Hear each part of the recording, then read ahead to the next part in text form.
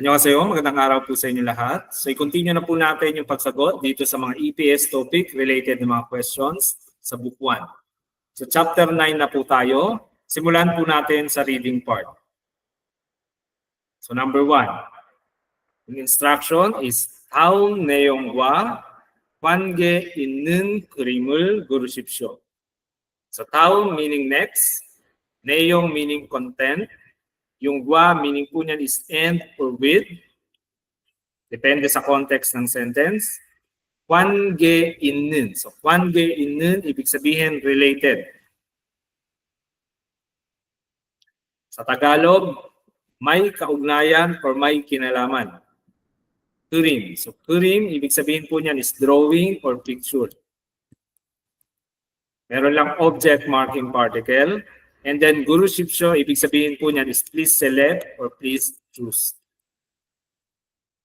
So sabi, please select the picture that is related with the following or next content. Sa Tagalog, piliin yung drawing or picture na may kaugnayan sa kasunod na content. So yun po yung ibig sabihin niya. So basahin lang po natin to and then piliin natin dito sa options kung ano yung may kaugnayan dyan sa sentence na iyan. So burahin ko po muna. So yung sabi sa number 1, 김밥입니다. 김밥입니다.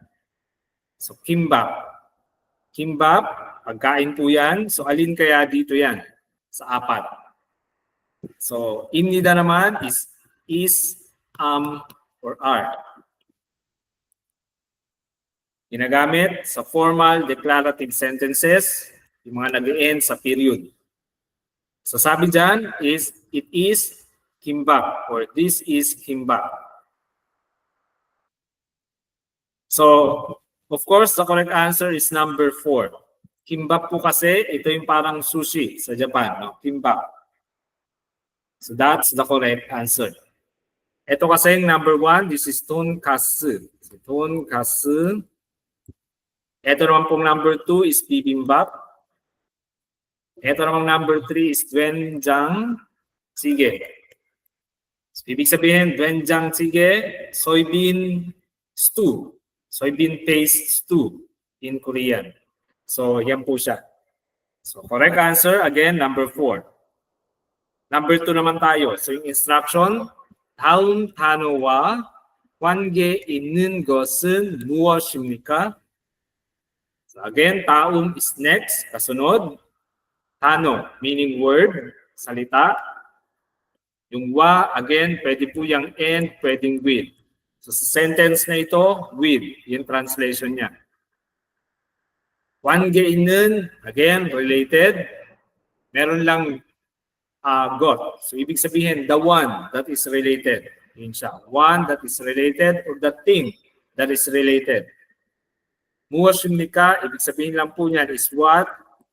And then may imnika yung is or or are. So, yung translation niya, so what is the thing that is related with the next word?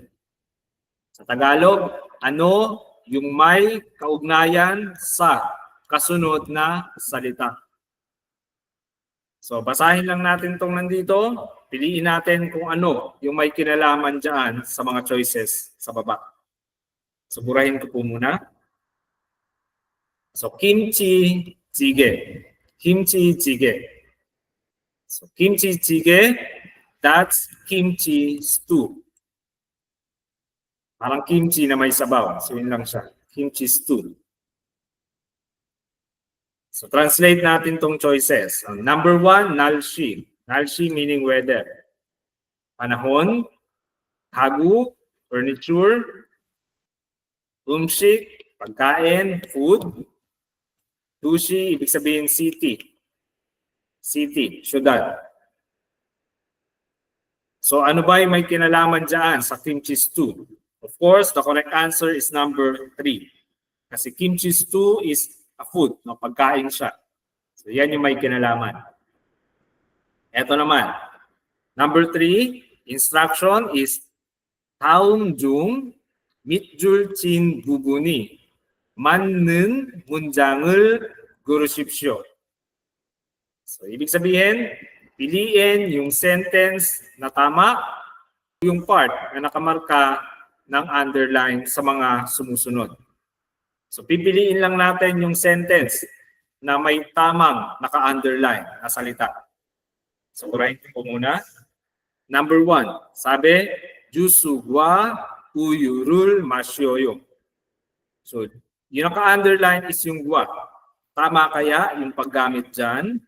So, yung tinetest po sa atin dito is yung paggamit ng wa and gwa. So, ano bang meaning nitong dalawang to? So, meaning lang po nila, pwedeng and, pwede rin pong with. So, and or with, pinagdudugtong po nito is dalawang noun. So, noun plus noun. Puro pangalan ng tao, bagay, lugar. So, kailan ba ginagamit si wa? So, ito. Si wa, ginagamit yan kapag yung noun ends with a vowel. Si gwa naman, ginagamit yan kapag yung noun ends with consonant. So, ganun siya gamitin. So, consonant. So, number 1. Dinikit si gwa kay jusu. Ano ba yung last letter ng jusu? Last letter is a vowel. So, again, hindi pwedeng dikit dyan si gwa. So, dapat wa yung ginamit para maging tama yung sentence. So, mali po yan, number 1. So, ibig sabihin kasi niyan, umiinom daw ng gatas at juice. I drink juice and milk. Jusu meaning juice, uyu meaning milk, gatas. And then, masyoyo meaning to drink. So, umiinom ng gatas and juice. Number 2, Himbapwa ramyon을 주세요. Naka-underline is yung wa, meaning and or with. Check mo yung last letter ng noun. Last letter ng noun is consonant. So again, anong dinidikit pag yung last letter ng noun is consonant? Dapat sigwa. Kaya mali po itong number 2. So mali yung paggamit ng wa or gwa. So dapat kimbapwa ramyon을 주세요. Juseyo meaning please give me. Pakibigyan ako ng kimbap. So kimbap yung parang sushi sa Japan.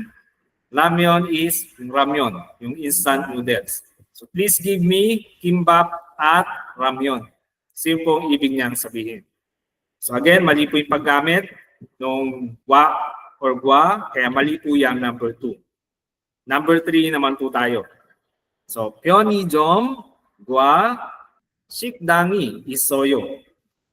And 편의점과 식당이 있어요. So 편의점 meaning convenience store. Mga 7-Eleven, Uncle John's. Merong gwa. So gwa meaning and. So siya yung naka-underline. Tama ba yung paggamit sa kanya? Check mo yung last letter nung noun. Last letter ng noun is a consonant. So again, pag consonant, ang ginagamit si gwa to mean and or with. So tama yung pagkakagamit sa kanya, kaya ito po yung sagot na hinahanap po natin. So tuloy natin. Shiktang, ibig sabihin naman po niyan is restaurant. Merong subject particle and then isoyo meaning to have. Meron, to exist. Meron sa Tagalog. So meron daw convenience store at restaurant. So yun po siya in Tagalog. So again, tama po yung pagkakagamit kay gwa, kaya yan po yung tamang sagot. Tingnan natin tong number 4 kung bakit siya mali. Sabi, udongwa tongkas를 먹어요. Udong. Udon po yan, no? Parang bihon. Ito naman, wa. Siya yung naka-underline, tignan mo kung tama yung pagkakagamit sa kanya. Check mo yung last letter ng noun. Last letter ng noun is yung consonant na bilog, yung nang sound. So consonant. Ano ulit yung gagamitin pag nag-end yung noun sa consonant? Di ba dapat gwa? So mali yung pagkakagamit, kaya siya naging mali. Tuloy natin, tonkatsu. So tonkatsu, ito po yung pork cutlet. Ang tonkatsu dito sa atin, pork cutlet. Yung mukhang pork chop na hati-hati. So, ganun siya. Yung rule, object particle, and then mogoyo, ibig sabihin to eat. So, to eat, udon, and pork cutlet. Yun yung ibig sabihin ng number 4. So again, mali yung paggamit kay wa and gwa, kaya wrong po yung number 4. Again, correct answer is number 3. So, pakitandaan po yan, posible pong lumabas yan sa exam po ninyo. Si wa and gwa. Dito naman tayo sa number 4. So, 빈칸에 들어갈 가장 알맞은 것을 고르십시오. So, in short, fill in the blanks lang po yan. So, merong blanco, hanapin lang natin dito sa choices kung ano yung ilalagay dyan sa blank na iyan. So, basahin natin. 커피숍에 가서요. 커피를 한 블랑 마셨어요. Then, 커피숍에 가서요. 커피를 한 블랑 마셨어요. So, yung mga nasa choices, ito po ay mga counting units. So, counting units yung tinetest sa atin dito ngayon. So, napakahalaga po niyan and napakarami din po. Kaya make sure na kabisaduhin po yung mga yan. So, translate natin tong sentence para mas maintindihan. Coffee shop. Coffee shop, katunog lang din, coffee shop, yung mga Starbucks. Merong location particle, kasoyo meaning went, past tense ng to go. So, nagpunta daw siya sa coffee shop. So, yun yung sabi niya. I went to the coffee shop. Next, 커피를 한 블랑 마셨어요. So, coffee is kape, no coffee. With object marking particle, han. So, han is a pure Korean number, meaning 1. No? So, 마셨어요, ibig sabihin naman is drank, uminom. So, uminom ako ng isang blank ng kape. So ano ba yung counting unit na ginagamit kapag kape yung pinag-uusapan? Saan ba nakalagay yung kape? So myong. Myong ba yun? Myong is counting unit yan ng person, tao. Pag binibilang mo ay tao, si myong yung ginagamit. And obviously, hindi naman tao yung binibilang natin, kaya mali po iyan. Number 2, won.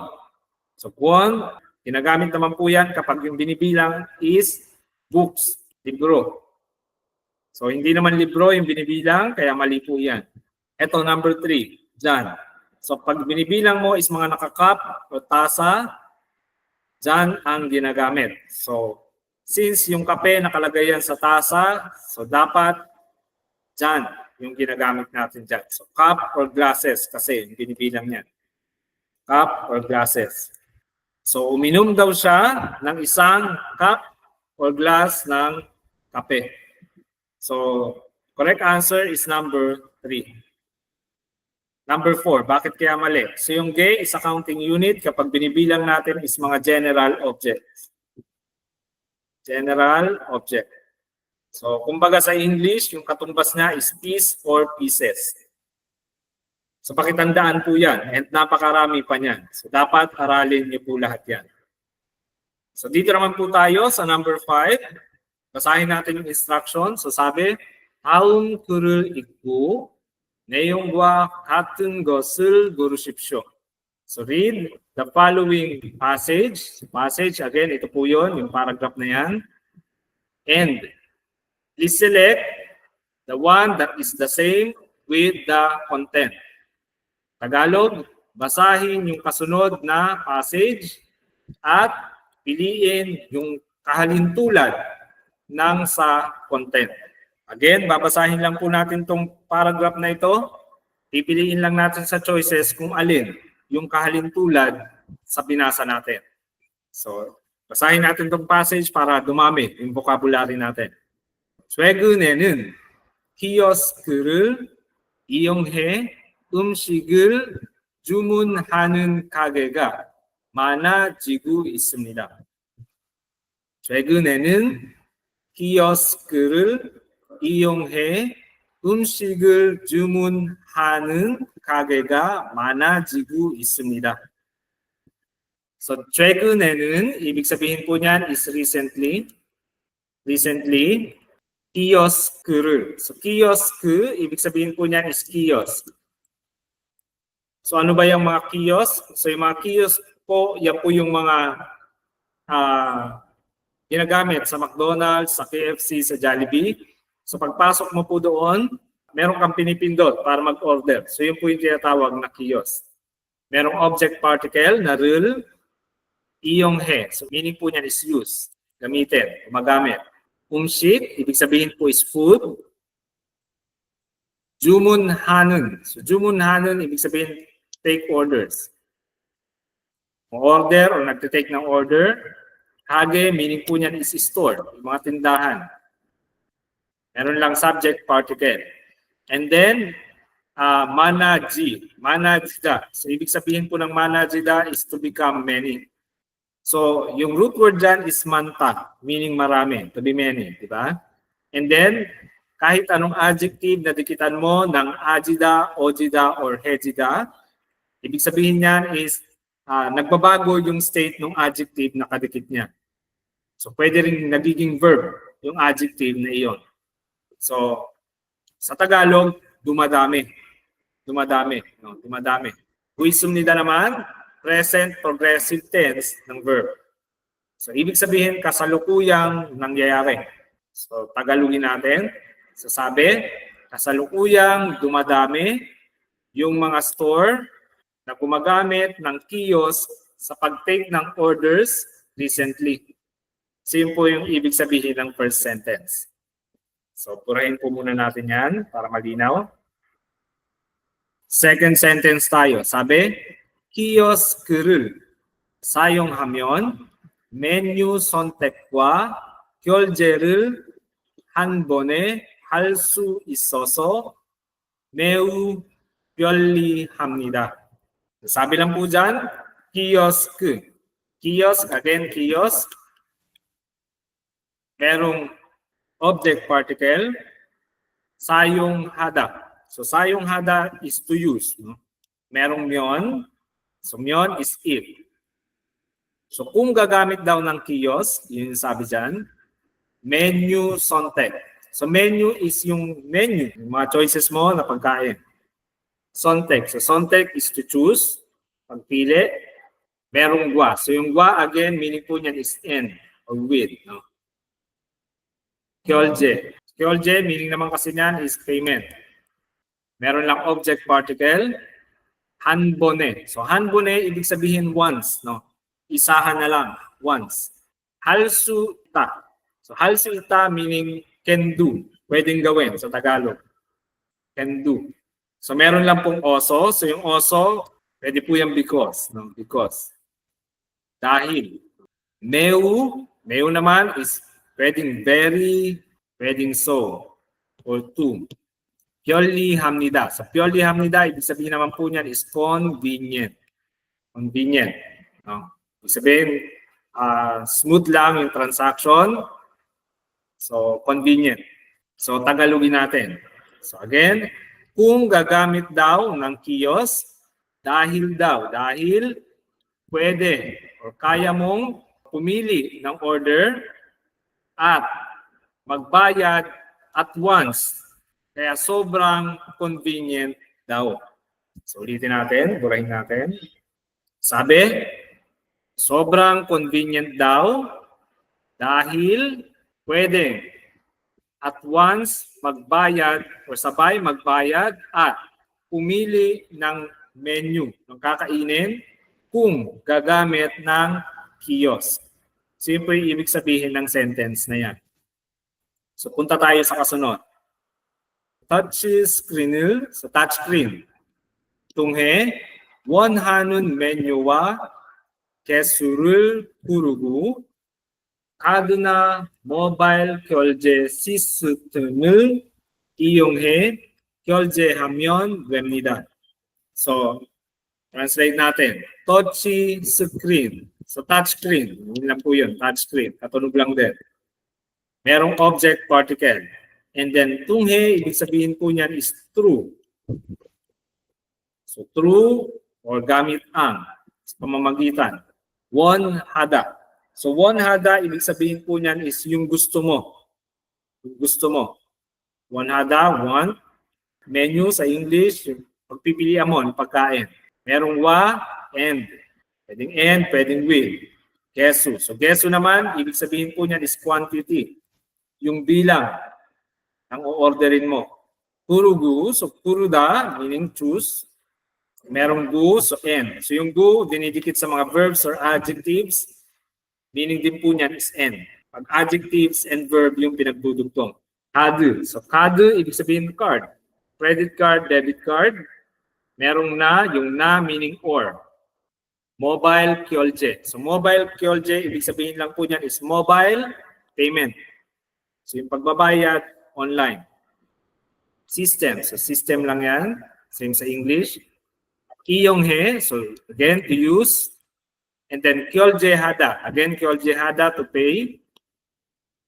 Merong myeondweda. So myeondweda, meaning po niyan is can, pwede, or you just have to. Just have to. You just have to do yung verb. So, translate natin. You just have to pay using card or mobile payment and select the quantity and yung menu na gusto mo through the touch screen. Same po yung sabi dyan. Burahin po muna natin. Ulitin natin. Sabi, kailangan mo lang magbayad gamit yung card or yung mobile payment system. And, or piliin mo lang yung gusto mo sa menu at yung quantity, kung ilan, gamit ang touch screen. Same po yung sabi sa third sentence. So, last sentence po tayo. Sabi dyan, 키오스크 덕분에 사람들은 음식을 바르고 간편하게 주문할 수 있습니다. So, kiosk, again, kiosk, 덕분에. So, 덕분에, ibig sabihin lang po niyan, pwede yung because, basta sobrang ganda yung dahilan kung bakit nangyari yung kasunod na clause. So, pwede rin po yung thanks to. So, thanks to the kiosk daw. So, dahil daw sa kiosk or salamat sa kiosk, saram들은. Saram들, people, mga tao, meron lang topic particle, 음식을 바르다. So, umshik, meaning po niyan is food. Paruda naman is quick. Merong gu, again, and pinagdudugtong is verbs or adjectives. 간편하다. 간편하다, ibig sabihin po niyan is simple. So, merong ge. So, yung ge, parang adding ly yan sa English. So, simply. No? 간편하게, ibig sabihin simply. Simple lang. No? 주문하다. So, 주문하다, again, umorder, to order. Merong else isumnida. Else isumnida is a grammar, meaning can or pwede. Or kaya, pwedeng kaya sa Tagalog. Possible. Sabi niya, salamat daw sa kiosk, kayang umorder ng simple at mabilis ng pagkain ng mga tao. So yun po yung ibig niyang sabihin. Turahin po natin. So ulitin po natin. So sabi, thanks to the kiosk, people can order simply and quickly of foods. Salamat daw sa kiosk, yung mga tao ay kayang umorder ng pagkain ng mabilis at simple. So yun po ang ibig sabihin sa last sentence. So make sure po na tinake note yung mga vocabularies na binigay ko. So balikan na lang po ninyo kung hindi po nasundan. So tingnan na natin kung alin dito yung tama sa choices. Number 1. 키오스크는 현금 결제만 가능합니다. So kiosk. Merong topic particle. 현금. So 현금, ibig sabihin po niyan is cash. 결제, payment. So cash payment, pag pinagsama. Merong man. So man, ibig sabihin po niyan is only or lang sa Tagalog. 가능합니다 naman, ibig sabihin possible or pwede. So sabi dyan, so it is possible only to pay cash using kiosk. So tama ba yan? Pwede lang daw magbayad ng cash gamit yung kiosk. Of course, it is wrong. Sabi nga dun kanina sa third sentence natin, you just have to pay using card or mobile payment system. So yun yung sabi, gamit ang kiosk, pwede kang magbayad, gamit yung card or mobile payment system.